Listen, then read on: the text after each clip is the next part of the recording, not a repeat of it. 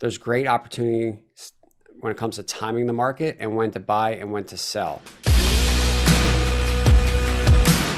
What's the number one secret to, investing in crypto and real estate, and just like kind of the tax strategies that you found in your investing and how you've helped your clients or partners?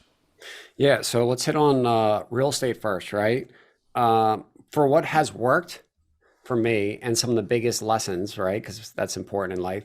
Let's start with the biggest lessons. So in 2000s, investing in real estate, the biggest lessons I learned was that not to buy too many properties that are only land and have loans and be over leveraged when it comes to real estate correction, right?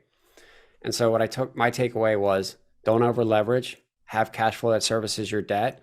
But more importantly, what worked for me too is playing the different cycles, right? There's great opportunity when it comes to timing the market and when to buy and when to sell.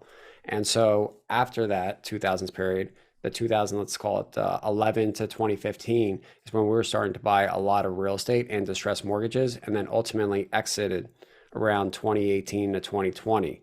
And so timing the market is definitely one thing that's worked for me. Excellent. So by the way, you can find more about Joe Robert at joerobert.com. That's joerobert.com. So knowing what market cycle you're in, and don't over leverage and buy maybe non-cash flowing producing like land, for example, or whatever asset that might be, and make sure that the cash flow can service the debt. Is that a fair summary so far? That's great. What's number two?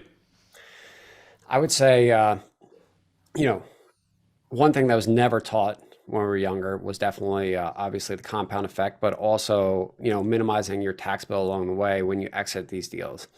And so in 2014, about the springtime, I mentioned to my lawyer, hey, is any of this offshore tax havens legal or legitimate? There's a lot of stuff with Obama trying to crack down, and I didn't really know. He's like, look, you typically got to be a resident of the area, and you also, you got to be a resident there and live there full time. He's like, I heard something about Puerto Rico. And so what did I do? I naturally went home, I Googled it, and started finding out the information. At that time, it's called Act 22. And that's fall. I flew down there, I booked an apartment and decided I was going to move down there. And this was one great way to participate, obviously, in the tax benefits that they had, but also live in a warmer climate and be by the beach and make a different move in life. Again, the contrarian, right?